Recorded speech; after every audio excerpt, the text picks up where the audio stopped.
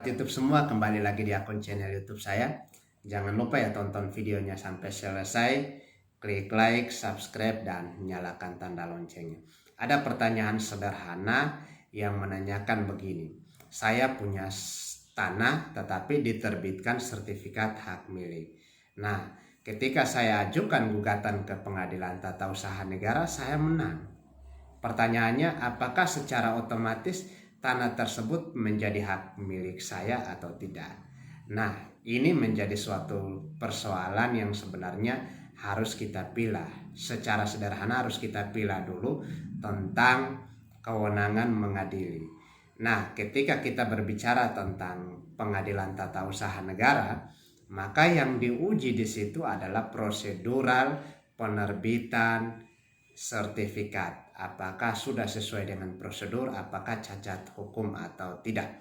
Sehingga ketika sertifikat dibatalkan di Peradilan Tata Usaha Negara, maka pihak yang ingin mengklaim tanah tersebut wajib mengajukan gugatan secara terpisah ke peradilan negeri untuk menguji tentang status kepemilikan hak atas tanah. Sehingga kesimpulan sederhananya, ketika gugatan misalnya dikabulkan di Pengadilan Tata Usaha Negara dan sertifikat hak milik tersebut dibatalkan berdasarkan putusan Pengadilan Tata Usaha Negara, belum tentu secara otomatis tanah tersebut menjadi hak milik kita.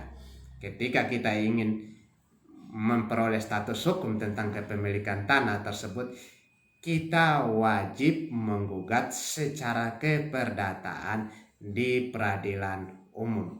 Sehingga dalil yang kita uji di peradilan umum adalah status hak milik, status kepemilikan tanah sesuai dengan bukti-bukti yang ada. Demikian penjelasan singkat saya, sehingga jangan keliru kenapa bisa terjadi pendobelan gugatan. Yang pertama, gugatan pembatalan sertifikat hak milik di Peradilan Tata Usaha Negara, dan ketika selesai bisa lagi terjadi gugatan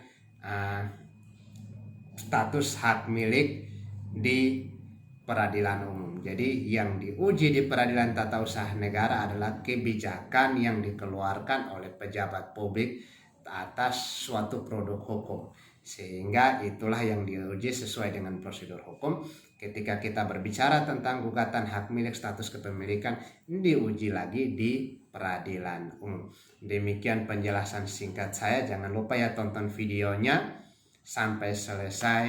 Jika ingin berkomentar silahkan tinggalkan pesannya di kolom komentar.